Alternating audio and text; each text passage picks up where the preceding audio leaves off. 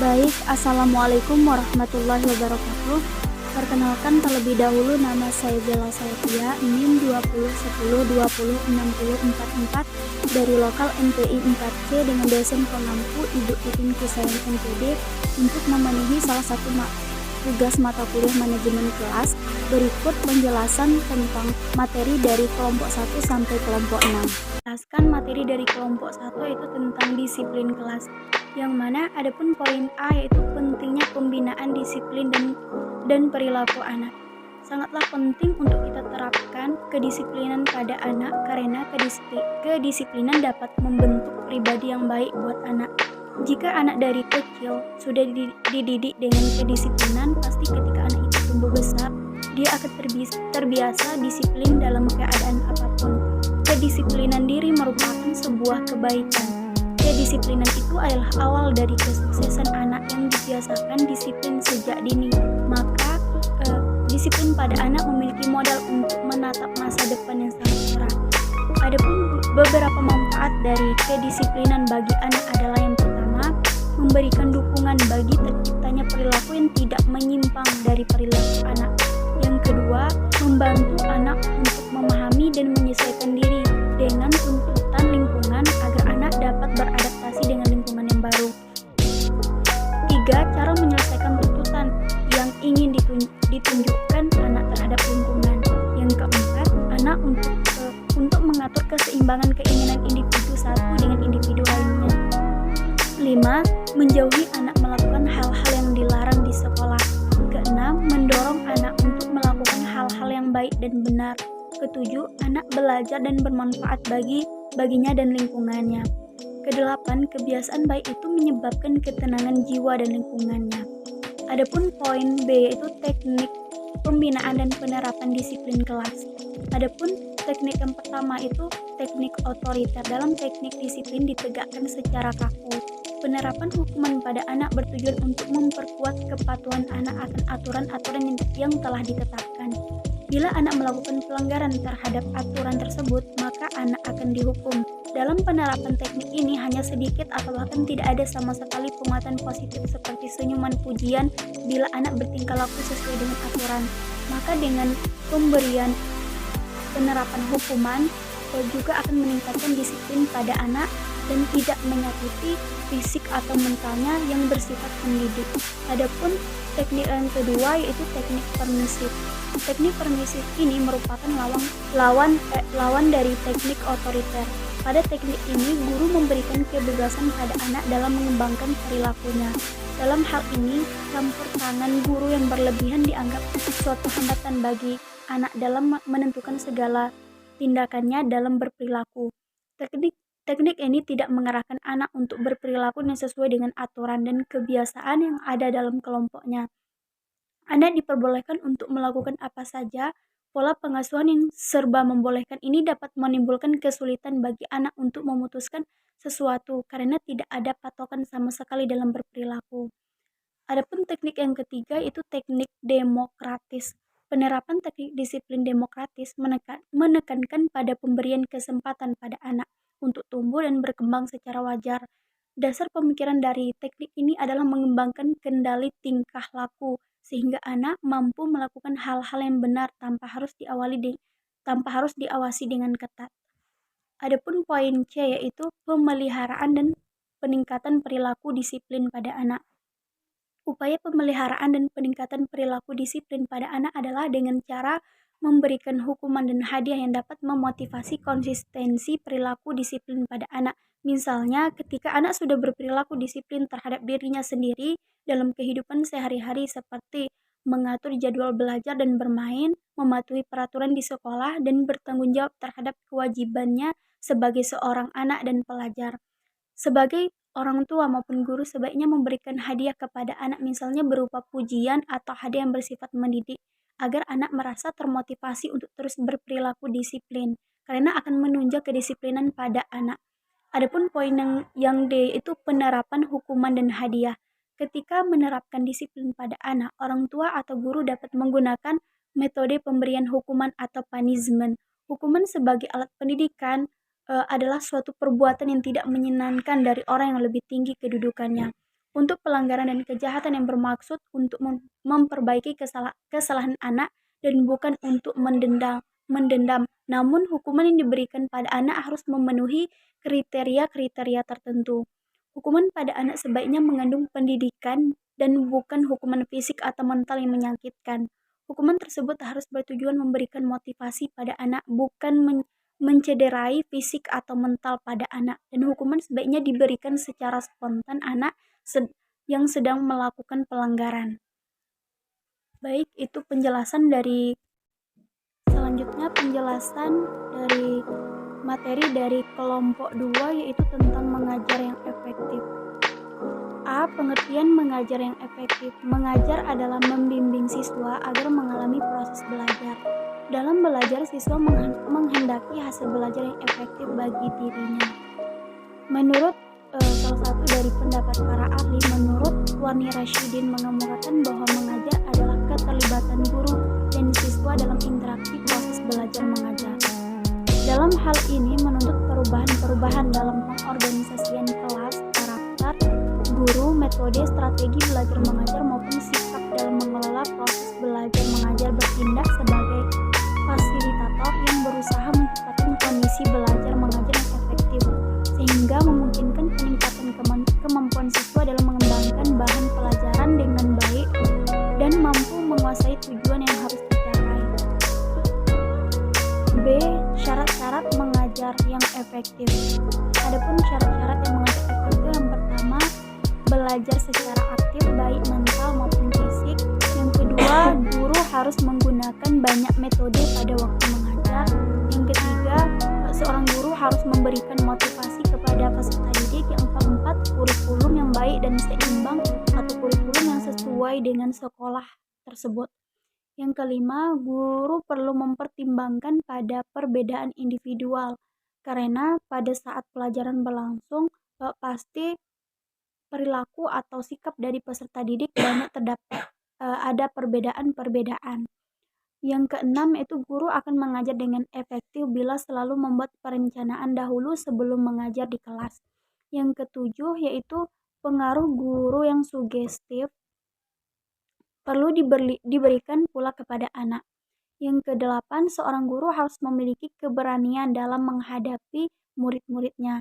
Kesembilan, guru harus mampu menciptakan suasana yang demokratis di sekolah. Kesepuluh, pada penyajian bahan pelajaran pada anak, guru perlu memberikan persoalan yang dapat merangsang anak untuk berpikir secara kritis. 11, semua pelajaran yang diberikan pada anak perlu diintegrasikan sehingga anak memiliki pengetahuan yang terintegrasi tidak terpisah-pisah pada sistem pengajaran yang lama. Ke-12, pelajaran di sekolah perlu dihubungkan dengan kehidupan nyata di masyarakat. Ke-13, dalam interaksi belajar mengajar, guru harus banyak memberikan kebebasan pada anak untuk dapat menyelidiki sendiri dari apa yang telah guru ajar pada peserta didik. Ke-14, memberikan pengajaran remedial yang diadakan bagi siswa yang mengalami kesulitan dalam belajar. Adapun poin C, yaitu cara mengajar efektif. Dalam mengajar, meningkatkan cara mengajar peserta didik antara lain, yang pertama, menguasai isi pengajaran. Kedua, mengetahui dengan jelas sasaran pengajaran. Yang ketiga, utamakan susunan yang sistematis. Keempat, banyak gunakan contoh dari kehidupan atau banyak memberikan motivasi atau contoh dari kehidupan. Yang keempat, yang kelima, cakap menggunakan bentuk cerita. Keenam, menggunakan panca indera murid. Ketujuh, melihatkan murid dalam pelajaran. Kedelapan, menguasai kejiwaan murid. 9, gunakan cara mengajar yang hidup. Ke-10, menjadikan diri sendiri sebagai teladan. Selanjutnya, penjelasan dari materi kelompok 3, yaitu tentang membina hubungan kelas dengan masyarakat, sumber pelanggaran disiplin dan tata tertib. Adapun poin A yang pertama, pengertian membina hubungan kelas dengan masyarakat. Sekolah secara formal adalah wadah atau tempat pembinaan dan pengembangan pengetahuan, sikap, dan keterampilan yang sesuai dan dikehendaki oleh masyarakat di mana sekolah itu berada. Sebaliknya, masyarakat diharapkan membantu dan bekerja sama dengan sekolah agar program sekolah berjalan dengan lancar dan lulusan yang dihasilkan memenuhi kebutuhan masyarakat dan negara. Oleh sebab itu, hubungan yang saling menguntungkan antara sekolah dan masyarakat perlu dibina dan dikembangkan secara harmonis. Adapun hubungan sekolah dengan lembaga pendidikan lainnya yang pertama yaitu adanya hubungan sekolah dengan masyarakat, hubungan sekolah dengan orang tua siswa, hubungan sekolah dengan instansi terkait, hubungan sekolah dengan dunia usaha tokoh tokoh dengan instansi dan tokoh dengan masyarakat dan hubungan sekolah dengan lembaga pendidikan lainnya. Adapun poin B, sumber pelanggaran dari tata tertib. Berdasarkan bagian piramida kebutuhan manusia menurut Abraham Maslow, terlihat bahwa kebutuhan manusia meliputi kebutuhan-kebutuhan sebagaimana berikut ini. Yang pertama adanya kebutuhan fisik atau physical needs. Yang kedua kebutuhan akan keselamatan dan rasa aman atau security and safety. Yang ketiga kebutuhan rasa memiliki dan cinta kasih atau love and belonging. Yang keempat, kebutuhan akan hormat dan harga diri atau respect of self-esteem. Yang kelima, kebutuhan akan pengetahuan dan pemahaman atau knowledge and understanding. Yang keenam, kebutuhan akan keindahan dan aktualisasi diri atau beauty and self-actualization. Adapun poin C itu peraturan dan tata tertib. Siswa segera berbaris di depan kelas ketika bel berbunyi. Yang kedua, ketua kelas menyiapkan barisan. C. Siswa masuk kelas satu persatu dengan tata tertib dan duduk di tempatnya masing-masing. D. Guru memeriksa kerapian, kebersihan, dan kesehatan siswa satu persatu. Yang ketiga, adapun aturan di dalam kelas. Pertama, berdoa bersama dipimpin oleh salah satu seorang siswa. Yang B. Memberi salam kepada guru dan pelajaran dimulai. C. Guru menuliskan siswa yang tidak masuk di papan absen serta alasan atau keterangan kenapa ia tidak masuk. D. Pada saat pelajaran berlangsung, siswa harus tetap tertib, tidak boleh ribut, bercanda, atau melakukan kegiatan yang tidak ada hubungannya dengan pelajaran. E. Siswa tidak boleh meninggalkan kelas tanpa seizin dari guru. Adapun F. Guru juga tidak diperkenankan meninggalkan kelas ketika pelajaran atau pelajaran sedang berlangsung. 4. Tata tertib di waktu istirahat. Pada saat bel istirahat berbunyi, siswa keluar kelas dengan tertib. B. Guru keluar kelas setelah semua siswa keluar. C. Siswa tidak boleh berada di dalam kelas ketika istirahat. D. Selama istirahat, siswa tidak diperkenankan meninggalkan sekolah tanpa izin. E. Pada saat bel masuk lagi berbunyi atau setelah istirahat, siswa masuk kelas dengan tertib dan duduk dengan tenang di tempat masing-masing.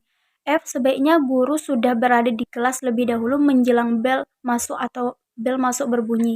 Yang kelima itu tata tertib tentang waktu pulang.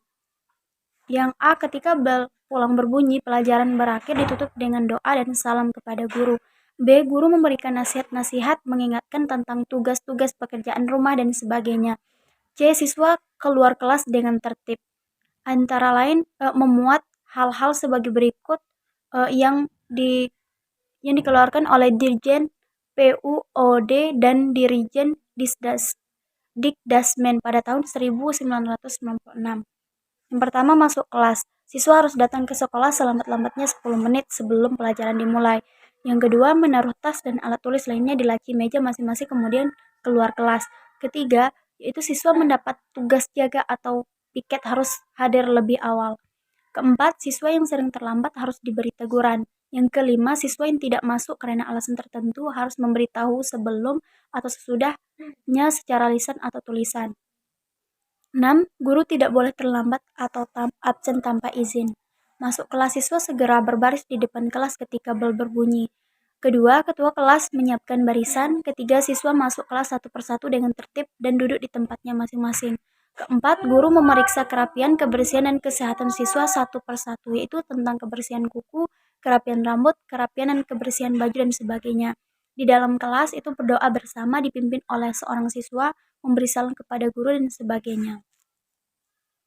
Itulah penjelasan materi dari kelompok 3. Baik, adapun materi dari kelompok 4 yaitu tentang membina hubungan sekolah dan masyarakat, sumber pelanggaran disiplin dan tata tertib. Adapun poin A, peraturan dan tata tertib. Tata tertib adalah peraturan-peraturan yang telah disepakati oleh suatu lembaga yang harus ditaati oleh masyarakat. Apabila dilanggar, akan diberikan sanksi. Dalam suatu pendapat disebutkan pula tujuan dari tata tertib itu sendiri yaitu untuk menjaga keamanan di dalam masyarakat. Sedangkan menurut dari beberapa para ahli, yaitu menurut Mulyono pada tahun 2000, tata tertib adalah kumpulan aturan-aturan yang dibuat secara tertulis dan mengikat anggota masyarakat. Aturan-aturan ketertiban dalam keteraturan terhadap tata tertib sekolah meliputi kewajiban, keharusan, dan larangan-larangan.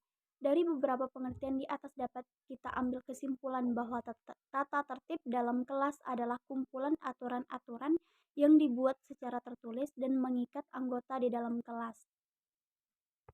Adapun poin B, yaitu mengetahui tata tertib yang ada di dalam kelas. Yang pertama, mengidentifikasi tata tertib sekolah. Tata tertib dalam kelas merujuk pada ekspektasi yang dinyatakan terkait dengan perilaku. Sebuah tata tertib mengidentifikasi ekspektasi atau standar umum bagi perilaku. Yang kedua, merancang tata tertib dalam kelas. Banyak peraturan atau tata tertib yang dimungkinkan untuk dibuat dalam kelas. Namun ketika menyajikan peraturan atau tata tertib di dalam kelas, didiskusikanlah tata tertib yang telah dirancang dengan siswa. Keterlibatan seorang siswa dalam pembuatan peraturan atau tata tertib dalam kelas akan sangat berguna bagi para siswa untuk mendapatkan makna dan contoh yang konkret dari perilaku yang dicakup dalam peraturan tersebut. Adapun poin C, yaitu pelaksanaan tata tertib dalam kelas. Pelaksanaan tata tertib dalam kelas merupakan implikasi atau penerapan tata tertib dalam kelas yang telah dirancang dan disahkan secara bersama antara guru, wali kelas, dan siswa dalam kelas yang dibimbingnya. Pelaksanaan tata tertib dalam kelas hendak mencakup semua anggota dalam kelas tersebut. Tata tertib dalam kelas dijalankan atau dilaksanakan oleh siswa dalam segala aktivitasnya dalam kelas. Seorang siswa hendaknya bersikap sesuai dengan tata tertib yang telah disepakati bersama, dan apabila tidak ditentukan anggota kelas yang melanggar tata tertib tersebut akan dikenakan sanksi yang sesuai dengan tingkatan tata tertib yang dilanggar. Adapun poin D, itu hukuman atau sanksi bagi yang melanggar tata tertib dalam kelas. Seorang pendidik harus memperhatikan 3 macam peraturan. Yang pertama, hukuman harus selaras dengan kesalahan. Yang kedua, hukuman harus adil. Dan yang ketiga, hukuman harus lekas dijatuhkan, harus selaras dengan kesalahan. Adapun solusi untuk mengatasi siswa yang melanggar tata tertib di dalam kelas harus membuat mereka disiplin baik selama masih di dalam kelas maupun di luar kelas dengan cara yang pertama, menumbuhkan kesadaran pada diri siswa. Yang kedua, memberikan bimbingan dan layanan konseling. Yang ketiga, sanksi untuk siswa yang melanggar tata tertib. Yang keempat, selalu melakukan pengawasan pada siswa. Yang kelima, apresiasi dan penghargaan untuk siswa yang selalu mematuhi tata tertib sekolah. Baik, adapun penjelasan dari materi dari kelompok 5 yaitu tentang tahapan dan penanggulangan disiplin. A. Tahapan memelihara disiplin.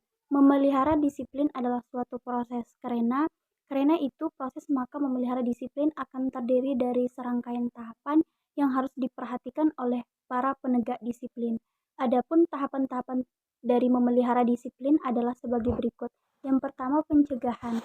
Hal-hal yang perlu diperhatikan dalam tahapan ini adalah menciptakan suasana kelas, ketepatan perencanaan, dan instruksional.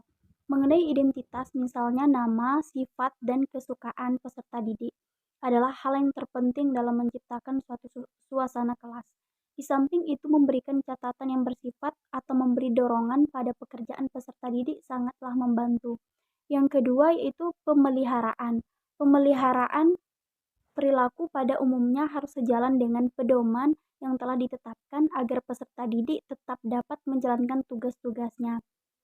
Pedoman itu harus memenuhi kepatuhan, kebermaknaan, kepraktisan ke arah belajar yang efektif. Peserta didik harus patut menerima perhatian secara teratur untuk mengurangi gangguan dan menghindari tumbuhnya perilaku menyimpang. Yang ketiga, campur tangan atau intervensi.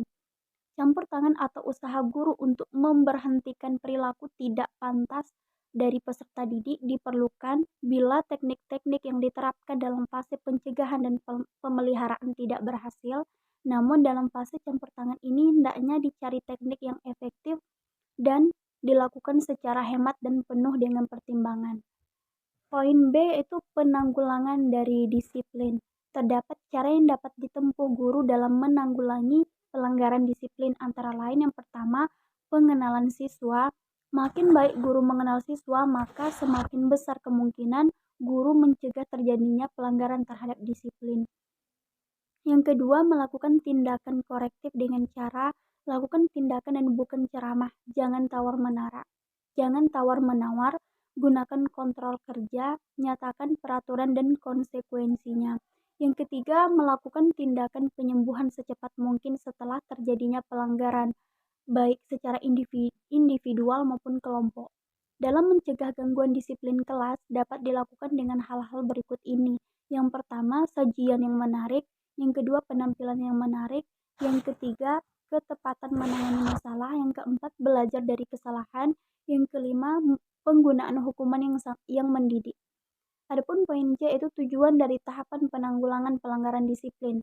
Tujuan dari tahapan dan penanggulangan pelanggaran disiplin antara lain, yang pertama, menjelaskan tahapan-tahapan cara memelihara disiplin kelas. Yang kedua, menjelaskan langkah-langkah menumbuhkan kesan positif pada pertemuan awal di kelas. Yang ketiga, menjelaskan alasan-alasan diterapkannya campur tangan atau intervensi oleh guru. Yang keempat, mengemukakan kemungkinan jenis-jenis gangguan disiplin yang muncul di kelas. Maka terdapat beberapa tahapan-tahapan yang ada di layar, ada 15 seperti yang terlihat di depan layar tersebut, bisa dibacakan.